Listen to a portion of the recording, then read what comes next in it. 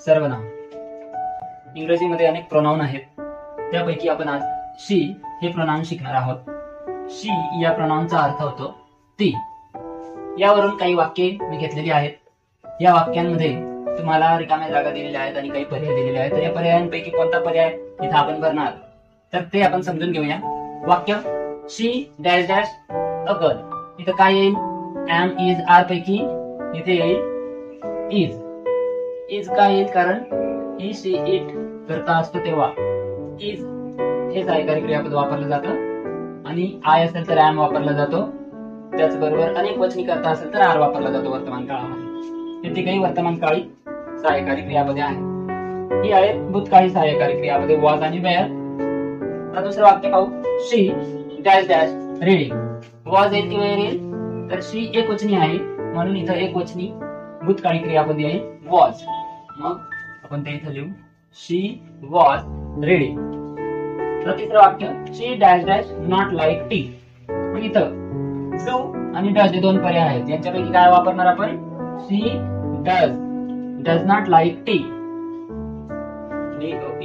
Does not like tea. आता does का वापरला? कारण जेव्हा ही शी इट करता असतो वर्तमान काळ असतो त्यावेळेला डज वापरतात ही शी इट सोबत, आणि इतर जेही करता असतात त्यांच्यासोबत डू वापरतात.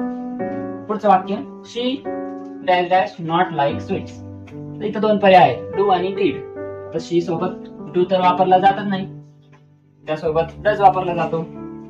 त्यामुळे आपण डू आणि डज च भूतकाळी क्रियापद डीड हे वापरणार आणि वाक्य पूर्ण होईल. शी डिड नॉट लाईक स्वीट्स. भूतकाळी वाक्य झालंय. नेक्स्ट शी डॅश डॅश चेस. अतिशय सोपं वाक्य आहे. ज्याप्रमाणे इथं शी सोबत डज वापरला जातो म्हणजेच येस फॉर्म वापरला जातो, त्याचप्रमाणे इथे सुद्धा प्ले न वापरता कोणता पर्याय वापरला जाईल? प्लेज.